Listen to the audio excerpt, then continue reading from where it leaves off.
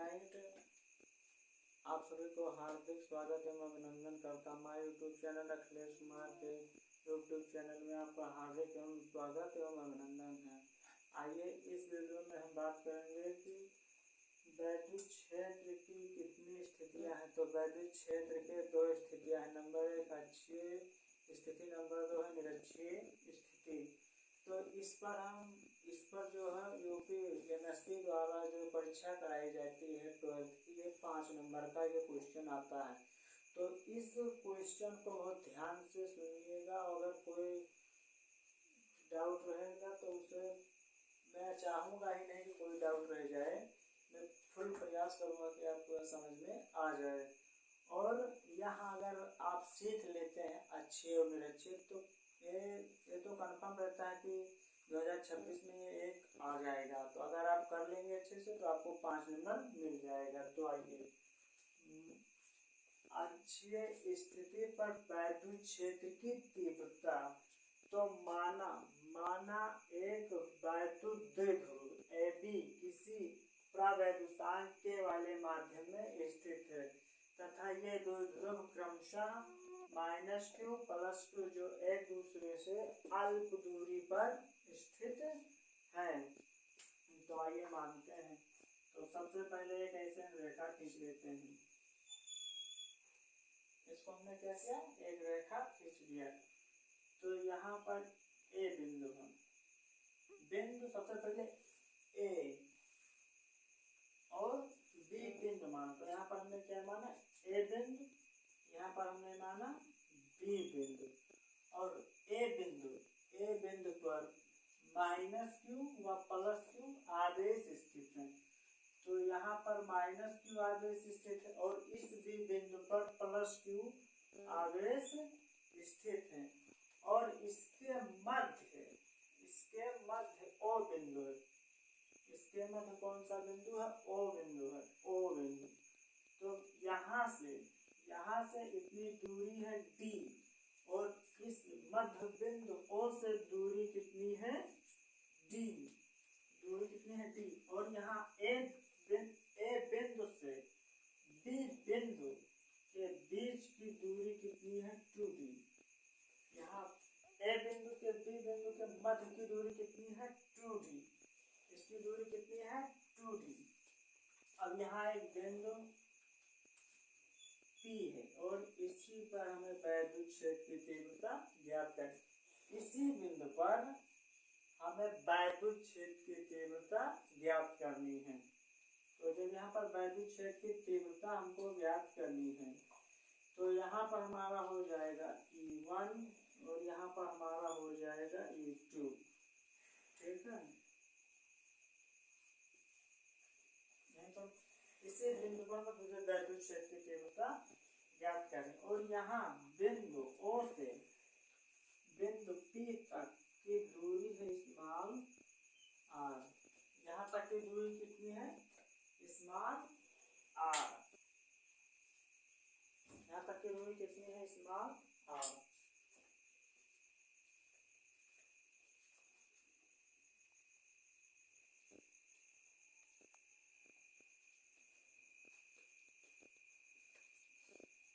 अब आइए हम ये जो स्ट्रक्चर बना है, ये कैसे बना है, इसको हम समझाते हैं।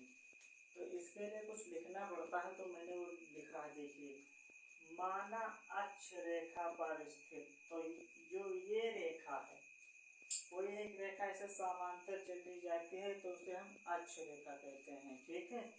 तो माना एक अक्ष रेखा है, स्थित बिंदु P है। तो इस अक्ष रेखा पर एक स्थित बिंदु P है और इसी बिंदु P पर मुझे वैद्युत क्षेत्र की तीव्रता ज्ञात करनी है।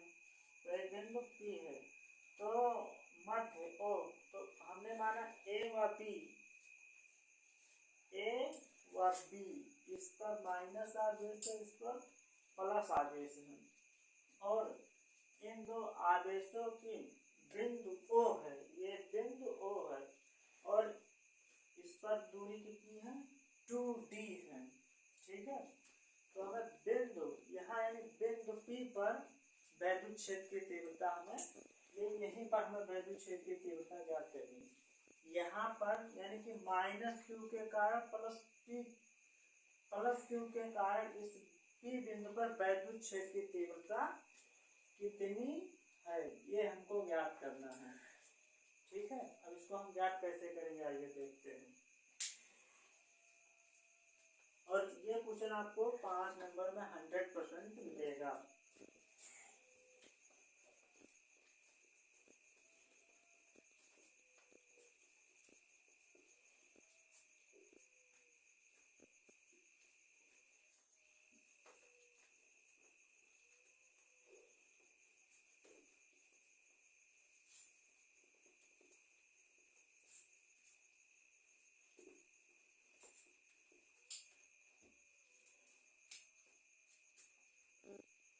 बिंदु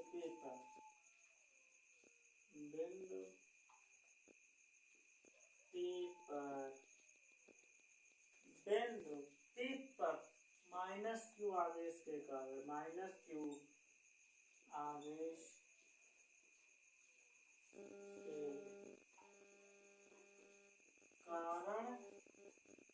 वैद्युत क्षेत्र की तीव्रता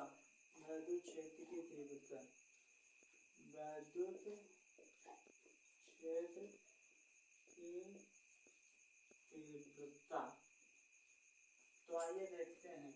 E1 बराबर 1/E1 बराबर क्या होता है, 1/4 पाई एप्सिलॉन के क्यू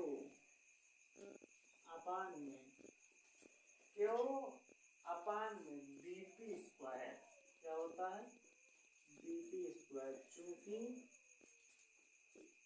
बीपी की दिशा में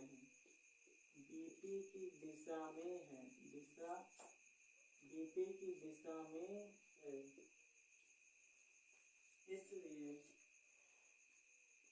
A1 बराबर 1/4 पाई एप्सिलॉन के क्यू अपान में R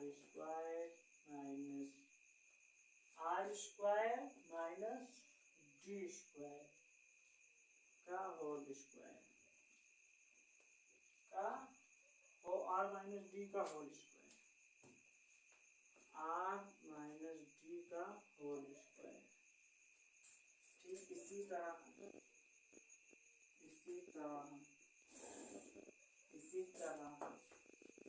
P बिंदु पर प्लस क्यू आवेश के कारण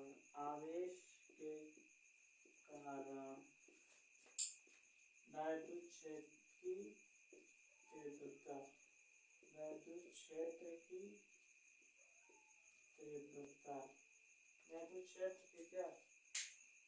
तीव्रता तो E2 बराबर 1/4 पाई एप्सिलॉन के क्यू अपान में AP, चूंकि AP की दिशा में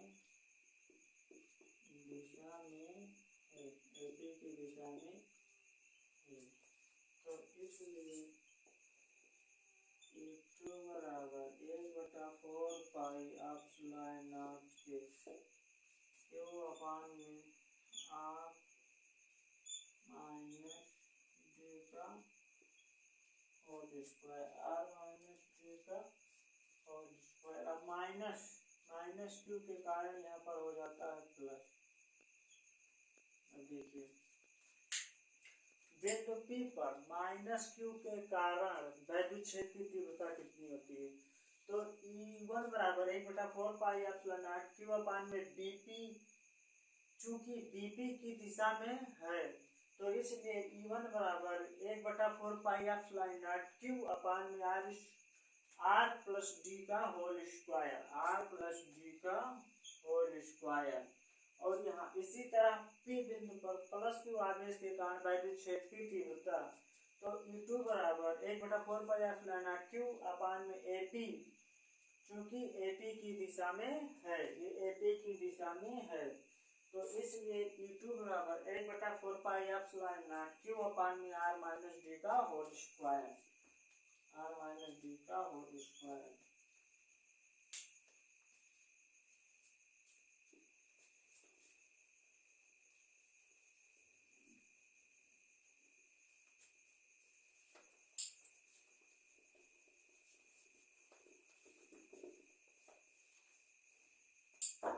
चूंकि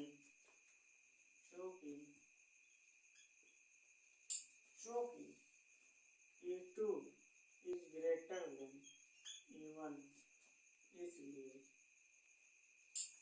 इसलिए या अतः P बिंदु पर परिणामी वैद्युत क्षेत्र की तीव्रता, वैद्युत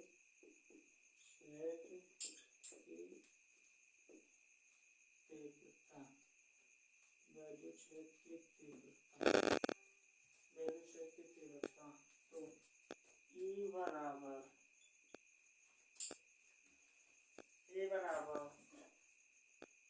E1 माइनस E2, तो आइए करते हैं E बराबर, अब E1 का मान कितना निकला था, 1/4πε0 क्यू अपान में r माइनस डी का होल स्क्वायर। यहाँ पर E2 का मान क्या निकला था, 1/4πε0 क्यू अपान में r प्लस डी का होल स्क्वायर, इसको रखते हैं यहाँ पर 1/4πε0 के क्यू अपान में r माइनस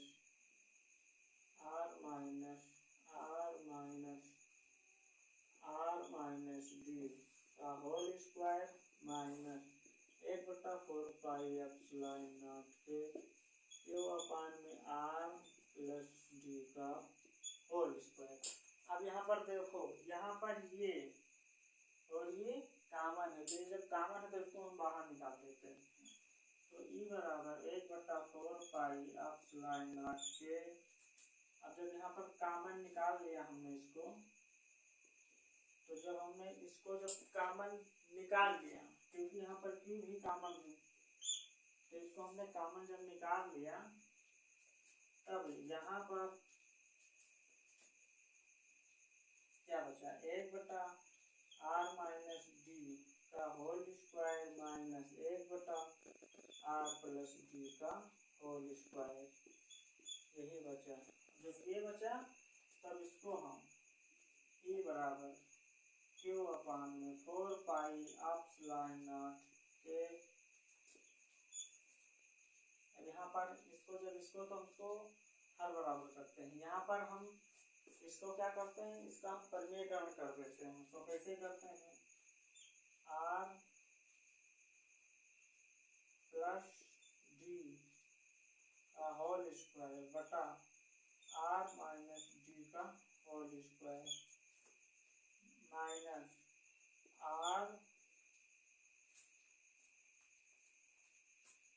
यहाँ पर r माइनस और यहाँ पर r प्लस डी का होल स्क्वायर बटा r माइनस डी का होल स्क्वायर। अब जब इसको करेंगे तो यहाँ पर देखिए क्या होगा, E बराबर क्यू अपान में 4πε0 के, यहाँ पर r square minus D square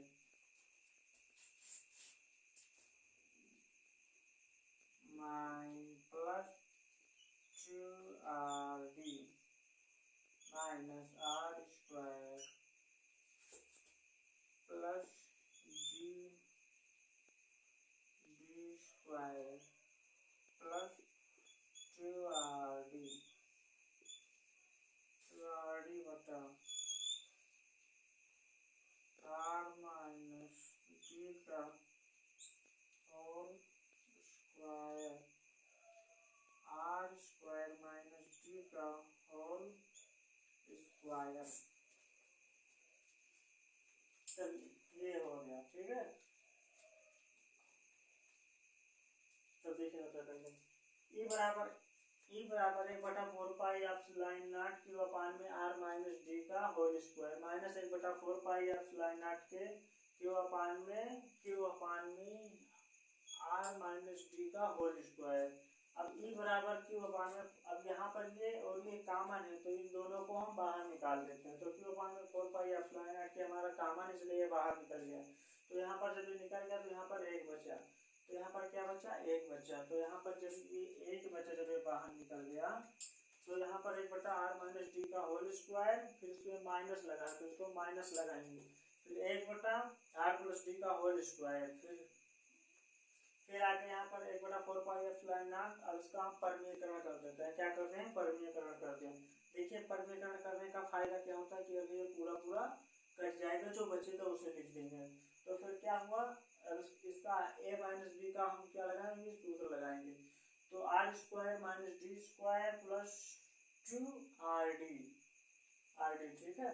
अब यहाँ पर भी करेंगे तो R square plus D square plus 2rd बटा R square minus D square का whole square. R minus D square का क्या होता है, तो आर माइनस डी स्क्वायर का होल स्क्वायर होगा।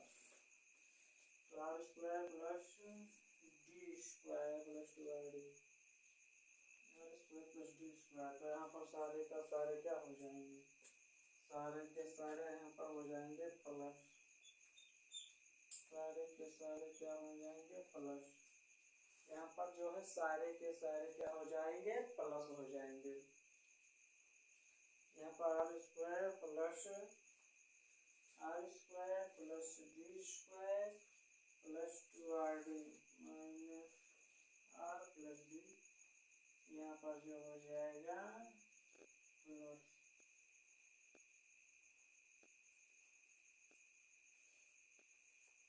अब आइए करते हैं। अब देखिए यहाँ पर आर स्क्वायर प्लस में है, आर स्क्वायर माइनस में है, तो इसको हम ऐसे काट देते हैं। हमने इसको काट दिया। अब यहाँ पर डी, यहाँ पर जो है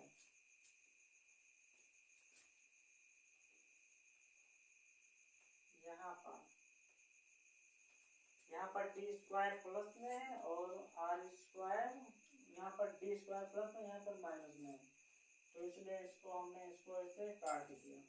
अब काटने के फाइनल में ये और ये बच जाता है। तो जब ये बचेगा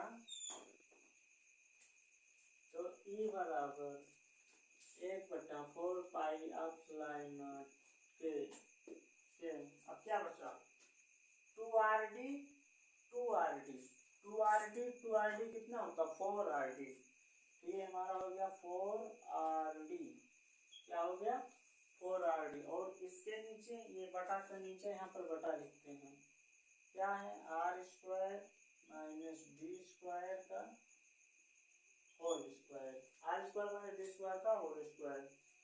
क्योंकि देखिए 2rd 4rd और ये बटा के नीचे यहाँ पर बटा लिख देते हैं, कोई प्रॉब्लम नहीं, प्रॉब्लम। तो आइए देखते हैं, ई बराबर अब 1/4 पाई एप्सिलॉन नॉट के। अब देखिए इसको क्या लिख सकते हैं, इसको हम लिख सकते हैं 2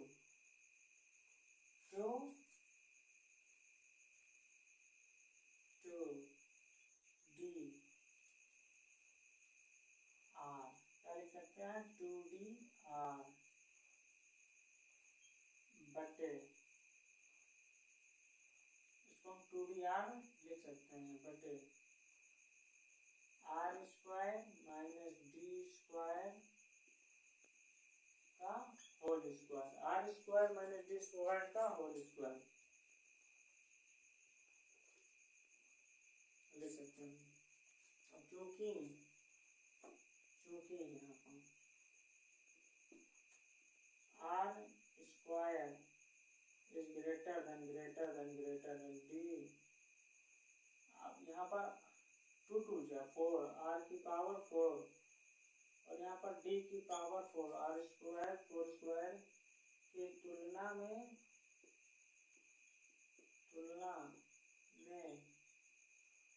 की पावर 4 का मान नगण्य है, इसलिए E बराबर 1/4 पाई एप्सिलॉन नॉट के 2p अपान में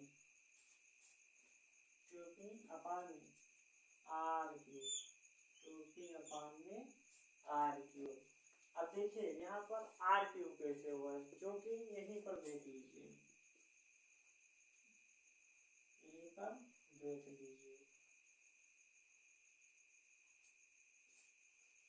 r की पावर 4 बटे 2 dr।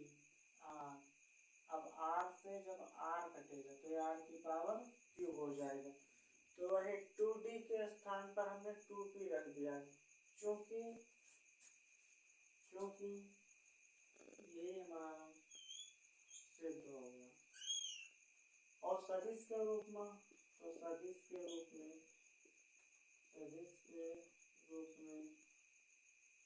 वेक्टर E बराबर 1/4 पाई एप्सिलॉन नॉट के इंटू 2p अपान में r3, 2p अपान में r3, ये हमारा वेक्टर के रूप में हो गया।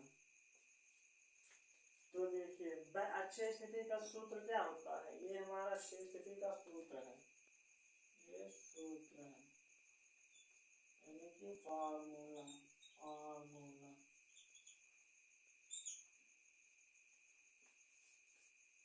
ये अक्षीय स्थिति पर वैद्युत क्षेत्र की तीव्रता का ये हमारा फार्मूला है, यानी कि सूत्र है।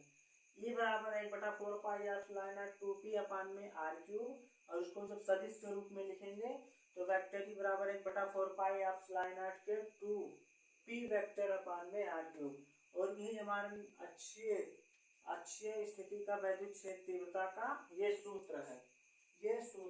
जब कोई सवाल लगाएंगे तो आपको यही सूत्र दिया रहेगा। अब निर्वात अथवा वायु के लिए तो वही k का मान यहाँ पर हट जाएगा तो अपन आ जाएगा। तो ये हमने अक्षीय स्थिति के वैद्युत क्षेत्र की तीव्रता बता दिया।